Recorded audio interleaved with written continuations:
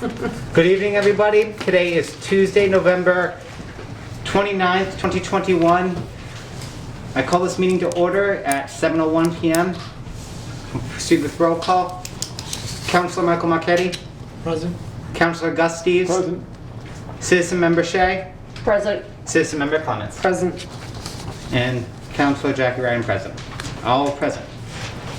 Consider and accept General Government Subcommittee meeting minutes of November 9th, 2021. So moved. Second.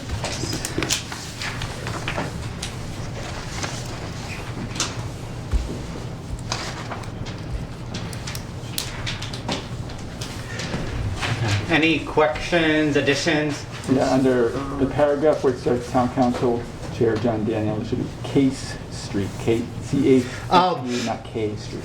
Thank you. Yeah. Please take your time. Yes, you're right. You know, I was thinking That's okay. We're not in Washington, D.C. Oh, I have a comment. I watched it, I wasn't at the meeting, I watched it live, well, I watched it on television, and it was wonderful. Everything that we've said about having meetings videotaped is true. I could follow the whole meeting. I knew who was talking, even though I couldn't see their faces. I knew who was talking, what they were talking about. And by the way, you guys asked all the right questions. I was very proud of you. I will echo her comments. I mean, it was really nice following. You know, wasn't able to be there, but it was easy to follow. I'm just transcribe these meeting minutes because of how well it run, and I think it's a nice way to promote more openness in what we're doing. Any other questions or comments about the meeting minutes? No? Okay. Seeing none, all those in favor? All those opposed? All those Abstain. abstaining? 3-0 to 2 passes. Thank you. We move on to agenda item number 4, review/discuss the pilot agreement between the town of Southbridge and Consolidated Edison Clean Energy Business for the assessment of taxes for personal property located at 0 Clements Hill Road, parcel number 017-001-00001, and entertain a motion to recommend that council approve and ratify the pilot agreement.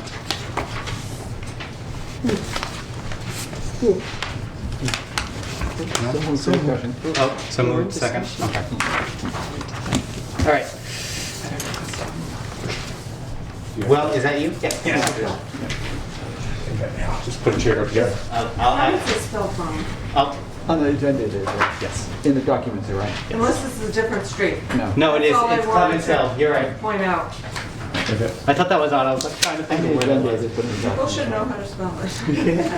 I agree. All right. Okay, a quick summary on that is, this is a project that started about 3 years ago. We have Mr. Greg Carey from Consolidated Edison Clean Energy. Apparently, they went through the planning board and got their approvals about approximately 3 years ago. Just over 2. Over 2, excuse me. About 2 years ago. When they originally did, they talked to the town. They said, would you be, you know, they'd like to enter into a pilot. Because of COVID, apparently it just was slow. Mr. Carey and I got into discussions maybe 3 to 6 months ago, continued it, and this is the final agreement here. Copeland and Page has reviewed the agreement that I've drafted, and they've agreed to it. They've reviewed it and agreed to it as well. Basically, what it amounts to is there's 2.3 megawatts DC of solar energy, and we've agreed to a pilot amount, payment in lieu of taxes, of $27,600 a year, which comes to $12,000 per megawatt, and that's on the personal property or the equipment. The real estate will be taxed in addition to that, but it's not subject to the pilot agreement, which is the equipment and the project. All right. Any questions, comments? Citizen Member Clements. Thanks. So I was reading through, and there's the reduction, obviously, if they don't meet their megawatt numbers, there's a reduction. So can you kind of explain that all sounds nice that we get 12,000 or 27,000 or, a year. What's the reality of something happening? What's the chance, that we don't get that kind of money? Or, where do you stand with that? I mean, how does that explain to people? Yep, so those two, that covers what happens if they don't put up the full 2.3 megawatts. Mm-hmm. On the other hand, it also covers what happens if they increase that capacity. Mm-hmm. It's the pilot agreement is based on that capacity. If they increase it, they'll still be paying 12,000. For example, if they put 4.6 megawatts, the amount would double, or whatever fraction of maybe Mr. Carey, I don't see why they wouldn't put up the 2.3, but maybe he would like to comment on it. Yeah, I think that's a good explanation. Our plan is to build a 2.3 megawatt system. We'd obviously like the system to produce as much power as it possibly can. If the power increases, our payment increases. If it's less than 2.3 megawatts, then our payment would decrease. That is very unlikely to happen. It's much more likely that an increase in power will be generated over the 2.3 megawatts, and that payment will go up more likely than down.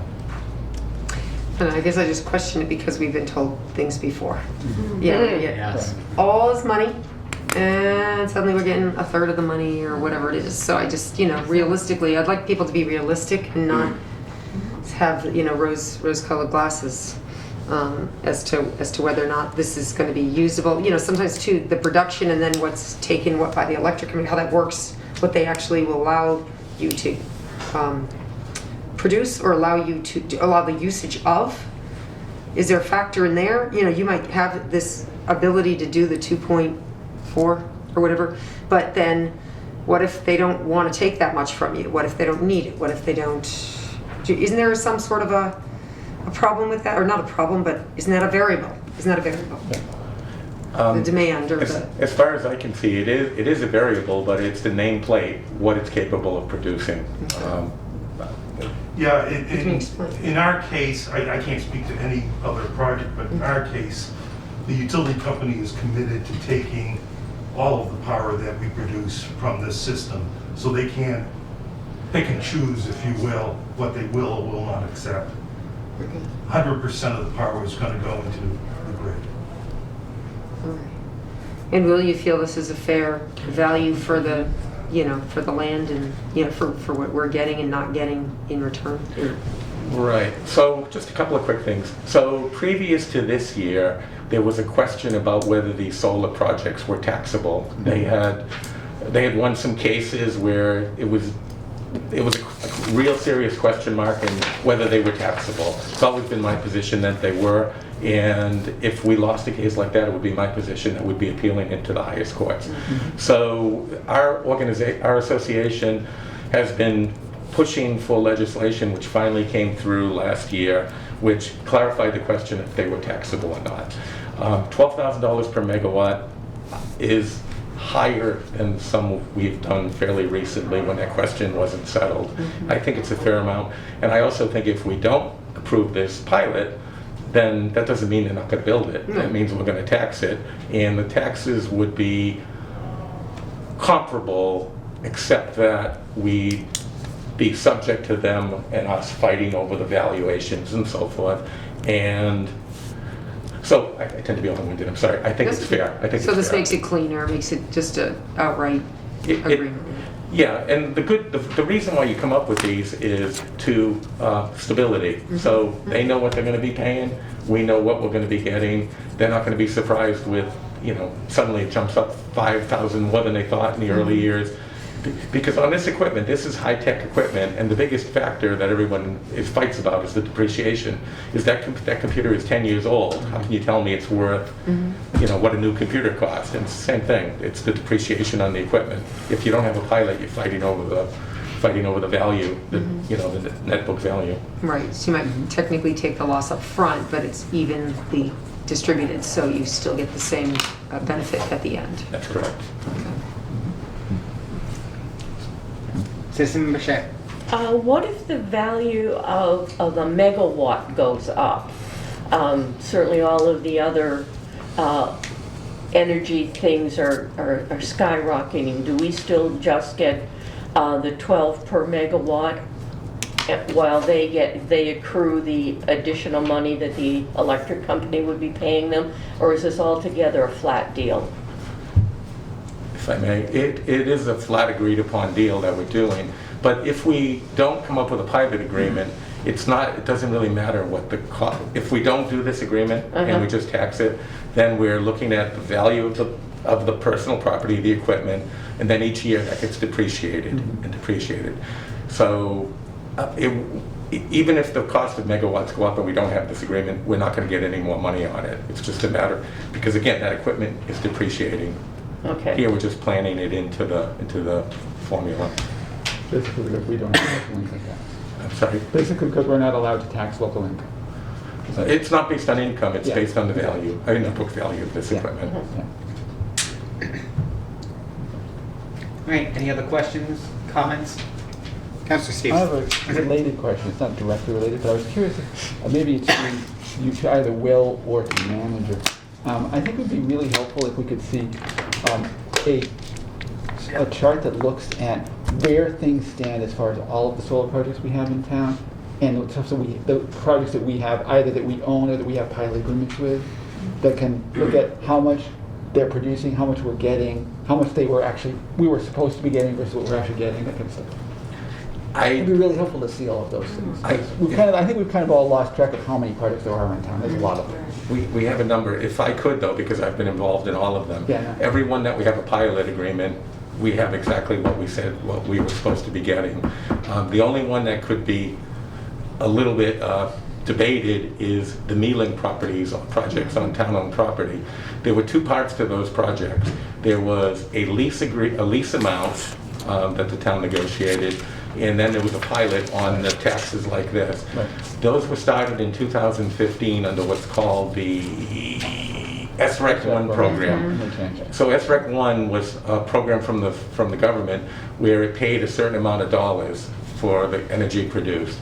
And when we went into conversations with them, we had a pilot amount with this Me-Link, we had a pilot amount, and we had the lease amounts. So they had this SREC 1, then they had an SREC 2, which was less generous. Yep. Then they went to something called a SMART program, and that's when these projects, I think it's 4 or 5 on town-owned property originally, finally got done. On those projects, the lease amount went down, and that was part of the negotiations on the lease that wasn't me. On the pilot part of it, we had the amount that we started with in 2015 is the exactly amount we got in 2020, I think, when they just got complete. They were partially complete last year. So the pilot agreement hasn't changed one penny from what we originally started on that first conversation. So what you're asking, can we have a summary? Of course we can. Okay. But what I can tell you is on every pilot agreement, we're getting exactly what we said we're supposed to be getting at a meeting such as this. Whatever it said, that's what we're getting. Okay, I just don't know what they were, so it'd be nice to see it all in one place. And they vary based on the time we did it. Early, there were some that were more lucrative, and there were some about 2 or 3 years ago that are a little bit less than this. At the time when the question of whether they were taxable kind of still stood out there, so we had to Yeah, they're negotiate. using that as, right, negotiating to. Yeah, I understand that. Okay. Are you all set, Councilor Steve? For the moment, she had her hand up. Oh, but Mike did for a Councilor, minute. okay. Okay. Citizen- I have two Citizen Delay. questions. One, is this chapter 61A? Okay, if I may. So this property previously had been in Chapter 61A from about, I don't know, from the late 90s all the way up until 2016. In 2016, the owner of that property took it out of Chapter 61A. So there's been 5 years. So there's no rollback tax to be issued because it's already been fully taxable for at least 5 years. And there is no town's right of first refusal because it's not in Chapter 61A. Okay, Okay. thank you for clarifying. And my second question is, I am not sure how I'm wording this, Gus, you can help me out, what is the limit?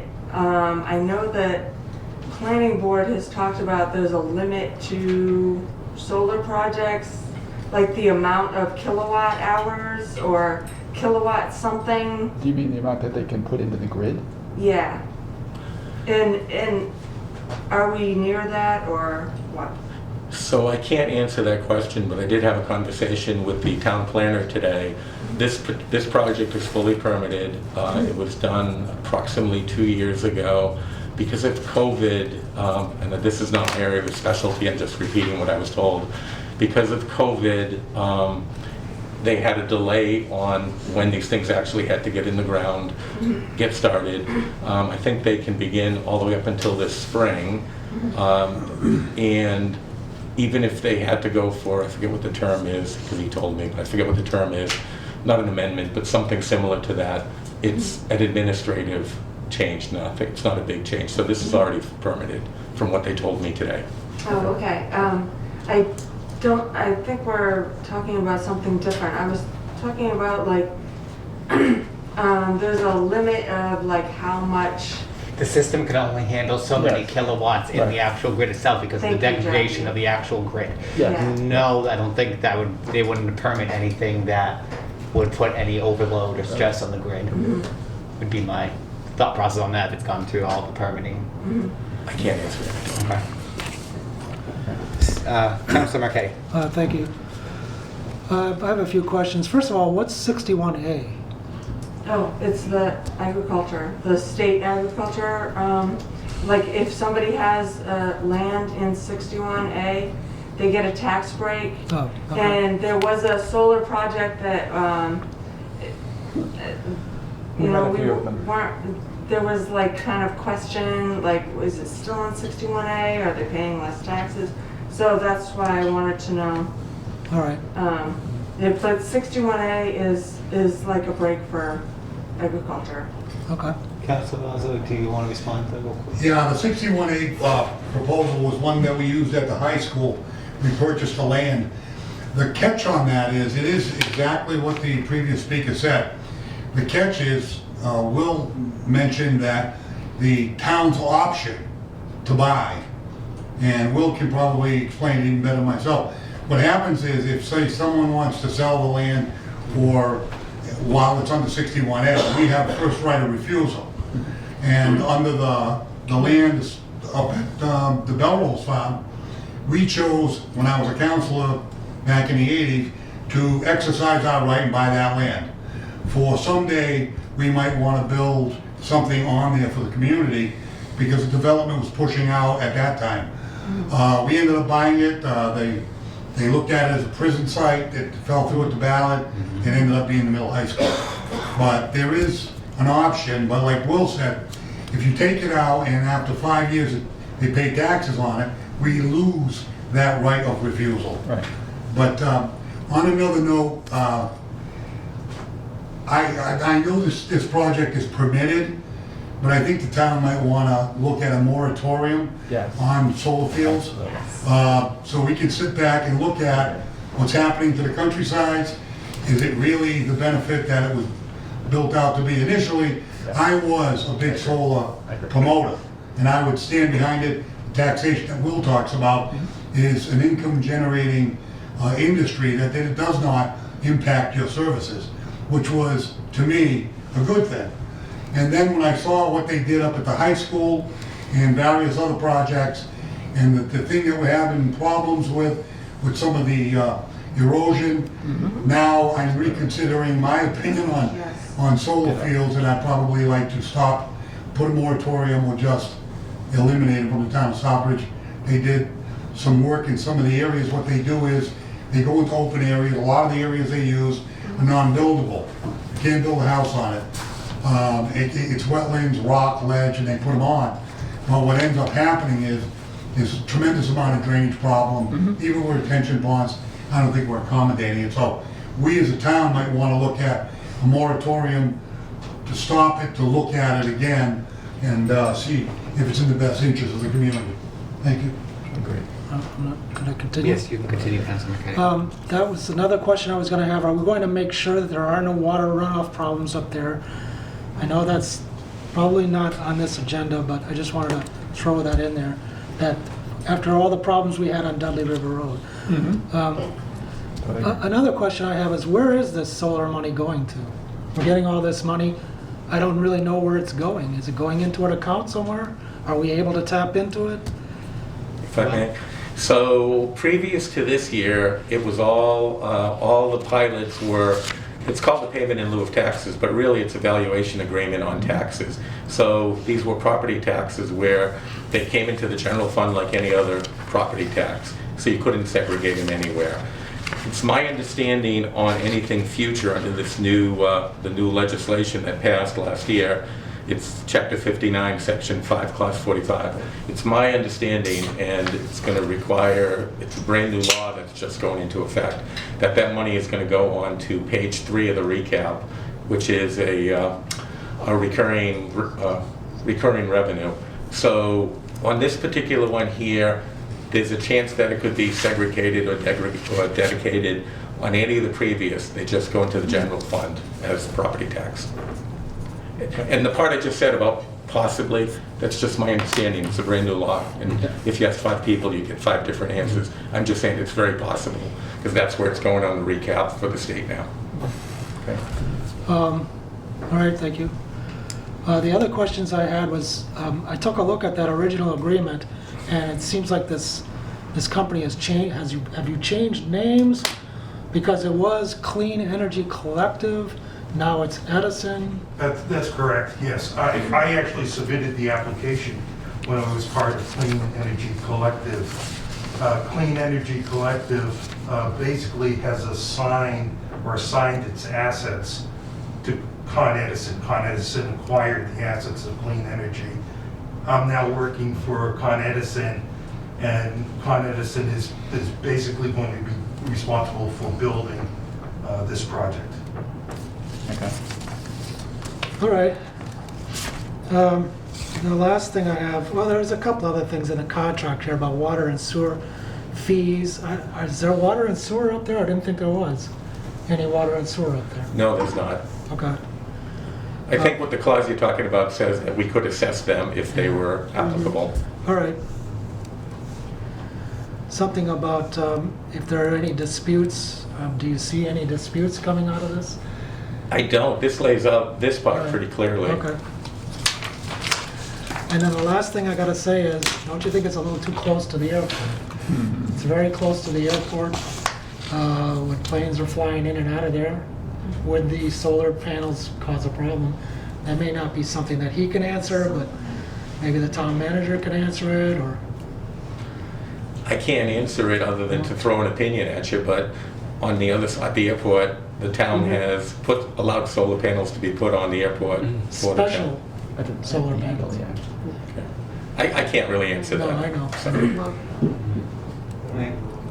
Nobody knows? I was just saying, we'd have to follow the FAA regulations and one way or the other. I don't know if you've, Yeah, I somebody can must tell have you done that the something airport because commission- it would be silly to put it down if Yeah. it doesn't work. I can tell you the airport commission was notified and didn't have any objections. Of course, this was 2 years ago.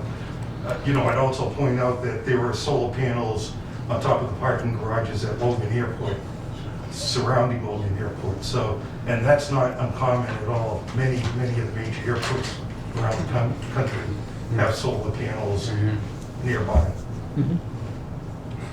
All right, thank you. Citizen Michelle.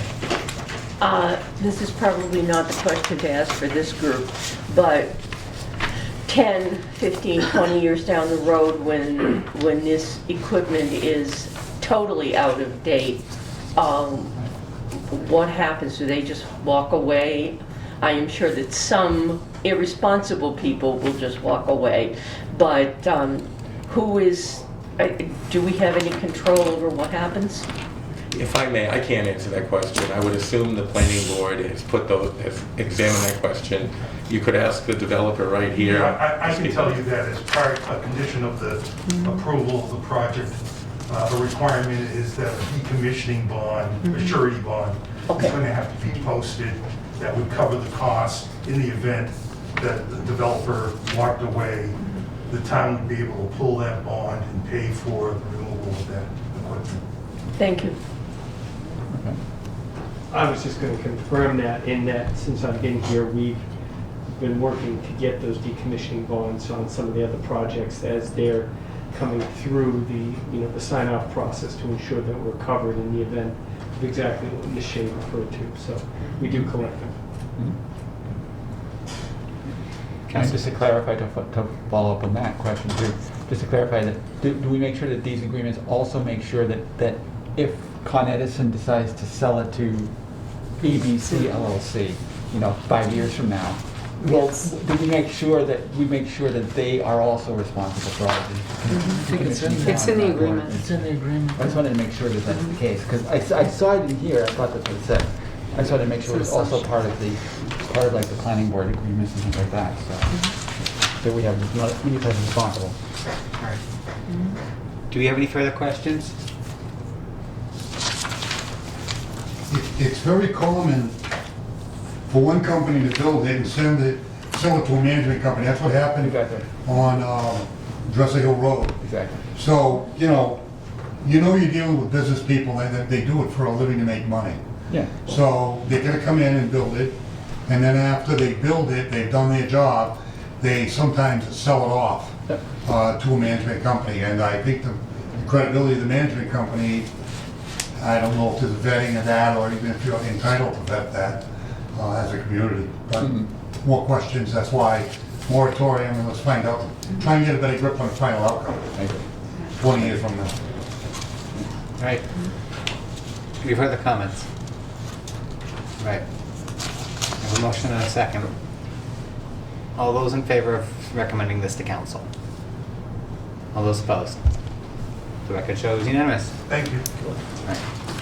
Agenda item number 5, discuss and review the proposed town of Southbridge federal grant policy and procedures, and entertain a motion to recommend that council adopt this grant and authorize the town manager to sign all related documents. Do I have a motion? So moved. Do I have a second? Second. All right. Hi, Karen. Hi, I'm guessing you're speaking to this? I am. All right. Go right ahead. The floor is yours. So I just wanted to point out on the agenda item, it's actually, this isn't a grant, this is actually a policies and procedures manual. And that we would recommend that the town council to adopt this. So the federal government requires that the town have written policies and procedures for federal grants. So I received a template, a sample from our auditors on federal grant policies and procedures, and I worked together with Peg Dean, with CDBG, and we made the different changes or modifications that we needed to make to this. And then we sent it back to the auditor for one final review, just to make sure this is going to cover both the town and the school. Both of us need to have the written policies and procedures in place. And I also sent it over to the school as well, the draft copy of it. So basically, we're covering the basis on having the written policies and procedures for the town. It's one of the, like I said, it's one of the requirements for the federal grants, and it has been one of the deficiencies that we've had, that it hasn't been in writing. So we're going to make this correction, so we won't have this as a single audit finding or a management letter point anymore in the future.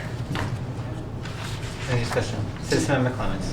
I thought it was really interesting to go through, and I was trying to wonder, why are we doing this now? And clearly because we haven't had it, and so it's great to see it. I really like seeing the RFP process information. My question, are you going to have any department heads, are they all going to be very familiar with this? Are they going to have copies of this and understand how this all works? Because I felt like I learned things in this, and I would imagine, procurement-wise. I think it's important that your department heads understand procurement, because they're part of that process. So I'm just curious if it was going to go to the departments as part of something they should keep for reference, going forward with certain things. Great that there's a lot of collaboration when you have projects and such, but I think just the nature of the RFP process and that type of stuff the procurement process was very good information in there. Very good direction, because, Actually, I think that's a very good idea. We should probably have a meeting, because it affects the police department, fire department, various different departments that receive federal grants.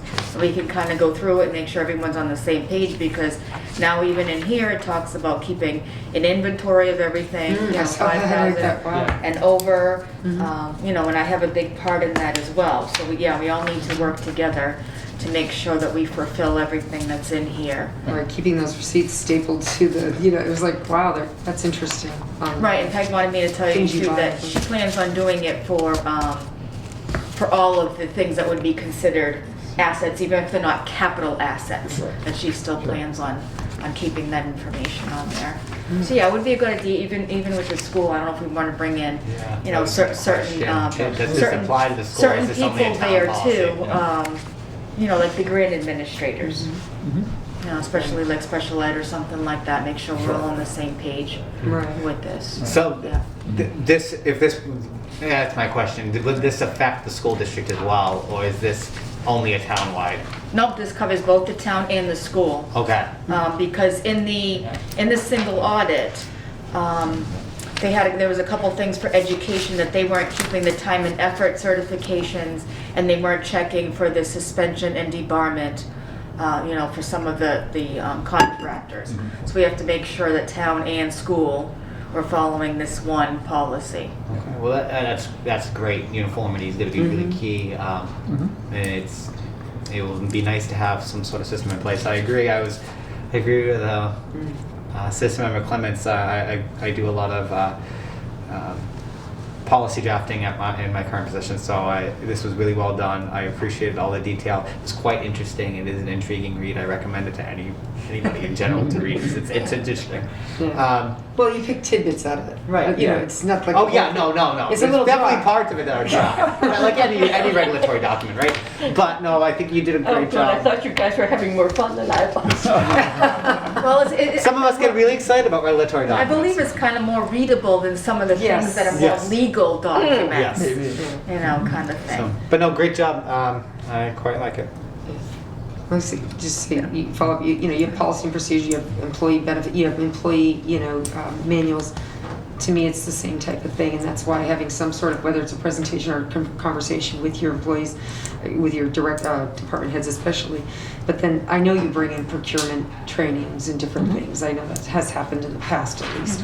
So I think it's just a tool, it's a follow-up tool, but not one to be just put into a file, one to hopefully be utilized. No, because like I said, we have to follow these, and it says we're gonna do physical inventories every 2 years, so we're gonna have to follow that. So maybe I just do 2 different sessions. We can do one with the town, one with the school, however we decide to do it. But yeah, just so that we're all working towards the same goal here. And please be sure to include the school. because- Oh, I absolutely. mean, well, they have a lot of federal grants. Oh, absolutely. And they're big federal grants. Big. And we have examples of the time and effort, the certifications and all that too. The auditor sent that to us too, so Peg wanted that. So we have some good examples to work with, so we should be able to live with these. One question I noticed that under the procurement standards, it talks specifically about no geographical preferences shall be used, blah, blah, blah. Is there a legal way that we can actually favor local or reasonably local rather than expecting, I mean, granted, in many cases, people aren't, if they're saying Iowa, they're probably not going to apply anyway. But in practice, I think it's beneficial for our community to, where possible and where we can do it legally, promote and encourage using local contractors. Well, I mean, there is using sound business practice. Yeah. You know, if it's under, I believe in this, we go with the more stringent with the state. Because it's actually, the limits are lower than the feds on that. But, I mean, definitely if we go out for quotes, then we should. Yeah. We should get some quotes from, if we can, from a local business or two, definitely. You know, if they can supply what we're looking for. And I thought it was interesting on the RFPs too, they tell you it's not always the lowest number either. You can choose one that's not low, but that has what you're looking for. So it's, yeah, a little bit of like- Especially with the RFQs. The RFQs. You know, the request for qualifications. Yeah. Yep. And you definitely want to be able to. Any other questions, comments? I just had a couple of questions. Councilor McKay. In this document, I was reading it over, who would the grant administrators be? Like the department heads that go out for the grant, or just one department? Well, for example, Peg Dean would be a grant administrator. I would think the police chief, Okay. the fire chief. So yeah, generally department heads. But even over at the school, maybe maybe the head of a department. Like I mentioned, special ed. There's a lot of special ed grants. Special ed, They might be specifically a Title I. I don't know if that there's a certain employee, but yeah, generally it would be the department heads. And what's the definition of a sub-recipient? Would that be like an engineering firm? No, we actually had one a while back with the police department. We were doing like a, do you remember that we did like a domestic violence grant? And, something similar to that. And there was an agency that we actually used that would be the sub-recipient. We're doing it now. We Sort of helped pass out, through? if I could, Yeah. So when you pass through the money? Yeah. we do it now with the domestic violence grant. Yeah. We help them write the grant, get the monies, and then they oversee it, that's a sub-recipient. Oh, all right. See, before what would happen is, I guess, we would submit it, and then they would do the work, but then they would have to submit all the documentation and everything to us as the sub-recipient. Okay. Makes sense. Thank you. Sure. No other questions? That's it. Any other questions, comments? All right. All those in favor of recommending this to council?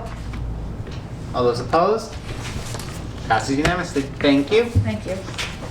All right. Let me scroll back up to my top of my agenda here. All right. So, agenda item number 6, review and discuss amendment of section 6-200, keeping of pets.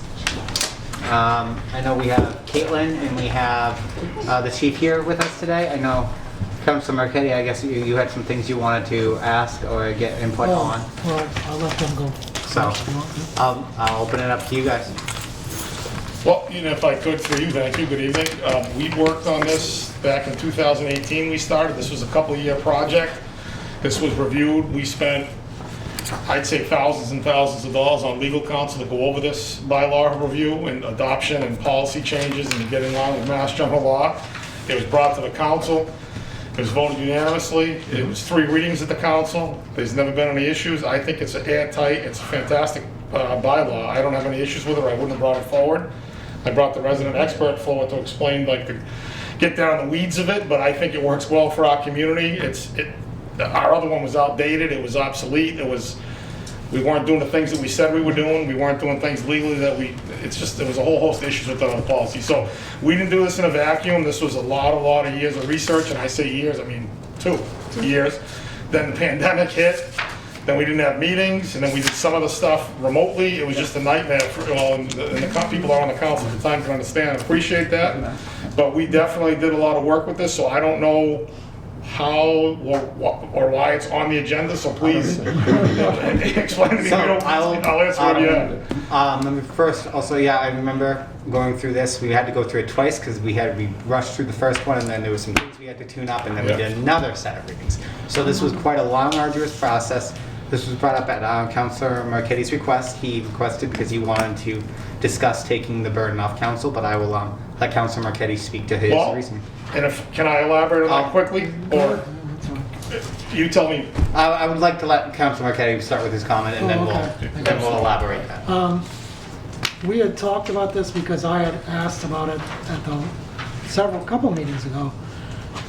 6-201-11, nuisance and dangerous dogs hearings. I was proposing that we get this out of town council having hearings, because to me, it just didn't belong there. It didn't make the town look good. It didn't make our voting look good. It was this person coming up there. It was a long, very, I don't know what words I'm looking for, but it's just, don't think the town council should be dealing with it. I think this is something that belongs with administration. You have a dangerous dog, somebody complains about it, you hold a hearing. I think between you and Miss Kaylin and him and the town manager, I think would be good enough. So what I proposed at the time, and I didn't know it was I thought there was a change or something, but apparently it just was brought back so I could explain again what I wanted. What I wanted was to get this out of the town council, having hearings on this. That's all I was Okay. proposing. Okay. And if I could throw you the original version of this, and I wish I had it in front of me, that's how it was written. It was changed by the governing body, the council. All 9 supported changing it to the town council. Right. We originally had it as the police chief, the town manager, the animal control officer. And that's how And I at the think it should request of the council at that time, I'm assuming you were not on the council, Gus was, they recommended and we made the changes per their recommendation to change it to 201.11. So that was not an original idea of ours. It was put in by the council. Just So for that clarification. was my proposal, that we change it back. I think it's much better to have you handling these issues rather than the entire town council. Okay. Councilor Steves. One of the things that we were thinking about when we had this issue originally come up was the fact that because of the fact that they're all hired, they're all staff people, whereas we are the elected officials of town. And it was kind of acting as, the council essentially acts as the appellate body to their decision because they issue the fines and tickets and all that stuff already anyway. And it allows the citizens to come forward to somebody that answers to them to make their case. We don't get too many of these cases. I mean, I think we've had 2 since I've been on the council. Mr. Selinsky and There was one with the Huskies. there was another one, yes. I can't One remember with the what it was, Huskies. but yeah. We don't see it very often.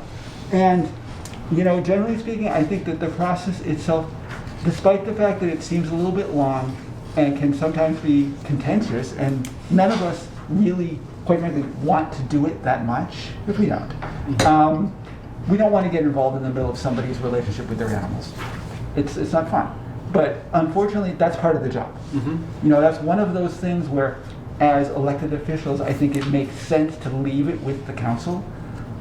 As I recall, the phrasing that I have on the version that I have on my laptop says town council chairman, but I'm pretty sure we changed that to town council. We did. Not the chairman. We got rid of the chairman. We had to strike out. Yes, we did. We did, but the version, my version says town council chairman. Right. I know we did Was that. not changed on the website yet. Okay, so that needs to change. But I know we did that. So, for the most part, we can maybe, I think the idea that when we had that the attorney come in for the January hearing, I thought it flowed very well. It was a little less orderly the last time when the attorney wasn't around. But sometimes that happens. It's not a big deal, and I think we don't like it's always an emotional issue. And I get it. But that's what we get elected for. And Scott has his hand up. Yeah, I briefly also, I want to say this. I understand personally Councilor McKitty's point about wanting to hand it off into professionals. At the same time, though, I agree with Councilor Steves.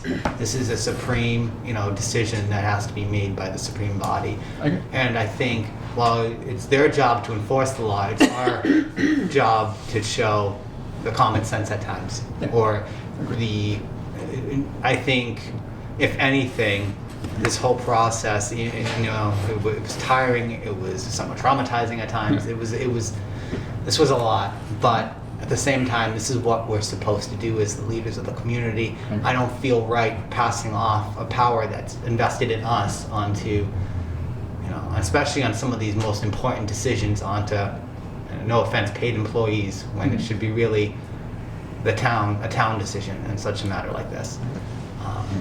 And that's just my perspective on it. Councilor Lazo. I think Gus summed it up the best. When you create a charter back in the early 70s, they created the tier of government where they went to a town manager form. So the council took the place of the people, and the manager took the place of the selectmen. So in that special legislation back then, when that all evolved, I think the structure of the government is structured for a reason. So there's a check and balance. If you empower a department head just to do whatever they want, there is no check and balance, but to the manager. If you just give the manager, why have a government? So I too, I mean, yeah, government gets messy sometimes, but by nature, the check and balance from the top to the bottom has to be there. I mean, if you really look at a police structure, it's structured a certain way for the accountability, for the performance of the actual foot soldiers. You have mid-management, you have top management, you have an assistant chief, same in fire, same in the military. So when you look at a government the way it's structured, I think the move to take that decision-making power and put it above the department head and manager, I thought was a good move, because the role of government, we listened to our animal control officer. I mean, she was as professional and articulate as I've seen of any dog officer that's come forward on the logistics, the legal point. And when you start interpreting state law, she interpreted it. She has a boss that's above her, and then we are above all. We are the council, which is the Supreme Board. So I think the way it's structured, with all due respect, Councilman Martetti, I understand what you're saying, but I'm a guy that's, you know, if anybody is a constitutionalist or a charterist or somebody that's really dealt with it, you don't want to change a lot of the structure if there is check and balance to the board that answers to the people. That's why the big arguments out were, and I think Martina can relate to this, she's been in long enough to understand that a lot of our elected officials became appointed, which changed the concept of the pure democracy of letting people elect your treasurer, about people electing your boards and commissions, and it went to appointment. But the thing is, the structure is, the council takes the place of the people. So in the end, it falls in your hands as a councilor, and I think that is the way it's supposed to be. Thank you. Chief Whitson. And I couldn't agree more, and that's why when we originally presented it as I would do it on the town manager, we had a lot of discussion, and most of you probably were, you know, ad nauseum. Yeah. And everything the council said tonight, I agree with, and I'm certainly not arguing that, 100%. It's just that's how we originally started, with us handling it, and then all these recommendations came forward and suggestions, and we thought that it was a good idea, and it's a good solid foundation to stand on. So that's why this is like it is, minus the town council chairman. It's the whole town council. Yes. I think Councilman Oh, Marquez. No, you go ahead. I've Oh, already thank spoken once, I'll speak again. It was just real quick, was the fact that at first it was the chair, and then us as councilors said absolutely not. It's 9 of us in here that makes that decision. So I just want to make sure that this thing is still being passed around wrong. I know, That I'm gets sending it. updated. I don't know where I'm emailing that now. Okay, but that, I just want to make sure it's up on the website properly. Should have been a year ago, yes. Yeah. I think that's all I have. That's it. Citizen member comments. I was gonna say, when we did a hearing, that was a long time ago, it was not the chair, it was the council. So I don't know when it ever became chair. It might have been chair, like, it's when we talked about One of it. the drafts was. It was not the chair ever, it was the whole council, so. I think the complaint might There was have just gone, a but mistake the, made, and yeah, that draft somewhere, keeps coming and around it just here. keeps going, Yeah. yeah, so that doesn't make sense, because has there been more than the 1 and the 2? I mean, that's it, so the one I was on, and then this one. It doesn't happen that often, but either way, it can be long, because I think ours was like 5 hours. And I think that also, people like to talk, people like to get their points across, people like to say their same comment 4 or 5 times. And unfortunately, what you need is good structure at the meeting, and you need to be able to say, you've had your piece, everybody has said their point, and move on. And that's a responsibility of a chair or whoever's leading that meeting, to stop the rhetoric and just, we've answered the questions, we've made the statements, we've got the facts. Now it's decision time. But nobody wants to get to that point, so you all take 5 hours, because nobody wants to say, kill the dog, or kill whatever. Nobody wants to kill the dog. Because I was part, I mean, I wasn't the chair, but we were in that same, it went on and on. I kept thinking, didn't that person, we've already said the same thing 100 times. So I don't think these hearings have to be 5 hours. I think they could certainly be done in an hour or 2, but it's a hard decision, and nobody wants to finally pull the trigger and stop. That is true. Just Well, in all things my considered, observation. In my opinion, I thought the council did an outstanding job with it. It's a terrible situation. It is. We all have animals. I have dogs. It's horrible. But I thought everybody did it professionally, and at the end, the right thing ended up happening. So that's the point of government being run this way. I think it worked out great.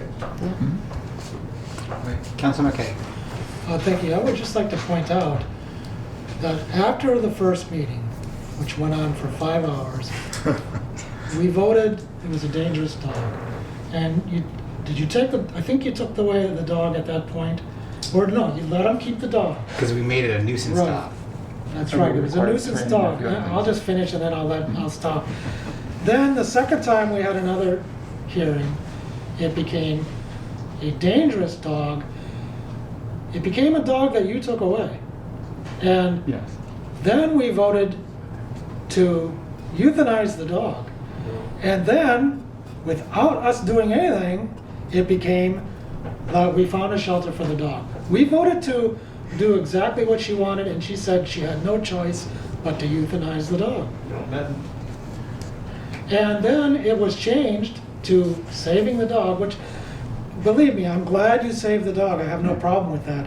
But it was done without the council's approving of it at all. So that's why I'm getting to is why are we involved in this if it's not going to happen what we voted? So again, I'm glad you saved the dog. I'm just saying we voted one way, something else was done. Just to clarify for the record, we voted to accept the report of the animal control officer, the recommendation of the animal control officer, which was to terminate the dog unless shelter was found. Was No, I that don't correct? think so. No, that wasn't what it was. That's You- what, I went back to the minutes, that's what it said. No, she said she was going to take the dog, and I don't remember the exact words, but she certainly wasn't going to take it for a pedicure. She was taking that dog to euthanize it. So that's how I remember voting on it, and then it was changed for the best, I'm glad, but it was changed without our voting on it. Ms. Spencer. Okay, I can just summarize the events since I lived through that minute by minute. Okay, so there was an incident that occurred, there was a bite, and then there was multiple incidences of the dog being uncontrolled in the town. That's the part you don't hear, you only hear that the dog bit somebody once. But there was other incidences that occurred that led to this individual being unable to properly contain and restrain his dog, which caused a public nuisance and a public safety issue throughout our town and our community. We held a hearing, we deemed the dog a nuisance because under Mass General Law, we can put more restrictions on a pet owner under nuisance versus danger. If you do a danger, you can order only 5 things versus nuisance, you can order anything underneath the rainbow of whatever you want to do. So you guys voted the dog to be a nuisance. There was a plan put in place. Mr. Solinsky violated the town's order, which enacted Chapter 140, Section 156, subparagraph H, meaning if a violation of this order was to happen, the dog would be seized by seizing entity, animal control, or a police officer. A petition for the owner to get their dog back would be issued. That was what that second meeting was a petition, not a hearing, and that's why they could not appeal that in district court because it was not a hearing, it was a petition act. And that's why we were able to seize the dog legally without having a court-issued warrant. My recommendation to keep the dog was due to the situation and living situation that Mr. Solinsky had. He's renting a room. We couldn't order him to build a fence. We couldn't order him to not walk the dog because that's inhumane by keeping a dog in a room in an apartment. So that was why my recommendation was to try to find a rescue to seize a to take the dog with all of these limitations. At that time, and all the other entities that I contacted, nobody said, I'm not touching that. Okay, so then I had to come to you guys with, this is what my recommendation is, since I have this dog that's now causing more conflict and issues with itself. It's going to be an expense to the town. Nobody's going to take it, and we cannot do private adoption. And this is what I'm faced with. When the order was passed, one of the rescue agencies that I got in touch with had a change of heart and came forward with the help of Mr. Solinsky's representative, Mary Lou, who does ARC. And they were able to get the dog into that rescue facility. And they were able to do that before the time frame of the euthanasia time frame. And I was very vocal, the town attorney was very vocal, this is what he was presented with, because they contacted him before they contacted me about this, and there was communication going back and forth, and I kept on getting the green light to get the dog into a rescue, so that's why I moved forward with that. Councilor Steves. You brought up the issue of privately adopted. I remember you mentioning that at the hearing, at the Yeah. the forum. Do you think it would make sense between the two of you, that it would make sense to put it into our bylaws and allow that to happen? So my recommendation would be not to, because of liability issues, the expense to the town, holding on to animals to secure spay and neuter appointments, especially right now when surgery appointments are like 2 to 3 months. I would have to wait to hold on to an animal before releasing it. Okay. Just the rehoming application process to make sure that the dogs or cats or birds, whatever, are going to the appropriate homes. There's also, like, I run into issues with the small dogs. Like, am I picking these owners because I know them, which I know a lot of people in the community, so it just eliminates all of that. The rescues and shelters, they're able to take them in. Most of the time they have their own surgical units, so they get spayed, neutered, and adopted out. So they can do it a lot more efficiently than what the town can do. So that was why we recommended for that, but also to the liability thing, because I don't know these dogs' history. If there was an incident to occur, it's not on the town of Southbridge, it's on the rescue and shelters. Okay. Why would it be on the town's responsibility if something happens after they're adopted? I've Would seen be? it. It does? It can happen. Okay. You go adopt out a dog that has an unknown history and it bites somebody 3 times. Why didn't you tell me about it? Well, we didn't know. We don't know. Yeah, okay. Everything's so. Right, you can take anybody to court for anything. Yeah, that's true. Any other questions? No, I guess I'm good. I try my best. All right.